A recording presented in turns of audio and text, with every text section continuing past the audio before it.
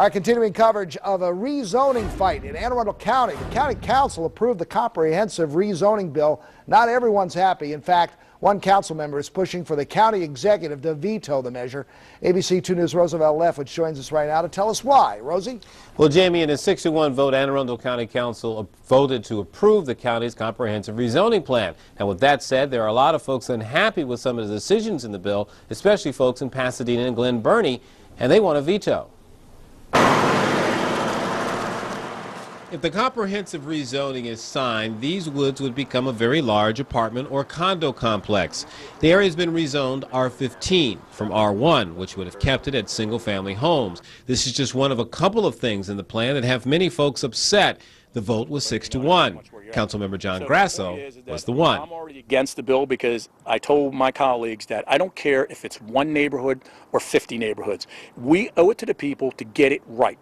And Grasso says he went through the Long Hill neighborhood and talked with people in the area. He says the potential for big traffic and infrastructure issues alone should have been enough to either leave the zoning alone or reduce the number of residences that can be built. County Executive John Leopold tried to stop the Long Hill change, but his amendment failed. He says he would think about a veto, but you've got one amendment in a bill with over 50 amendments.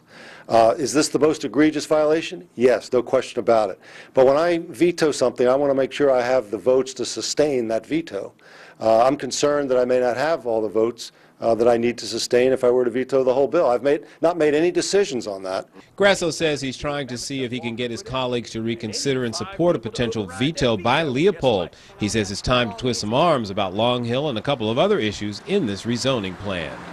Got to have 5 to override it. I need to make sure there's at least 3 people, 3 votes that won't override the veto. And if we do that, then we start over again. Leopold has for at least until December 15th to decide whether or not to veto the comprehensive rezoning bill. If the measure is vetoed, there would be another chance to amend the bill concerning Long Hill and development in Pasadena and Glen Burnie. Grasso says a lot can happen in 10 days. Roosevelt Leffich, ABC 2 News.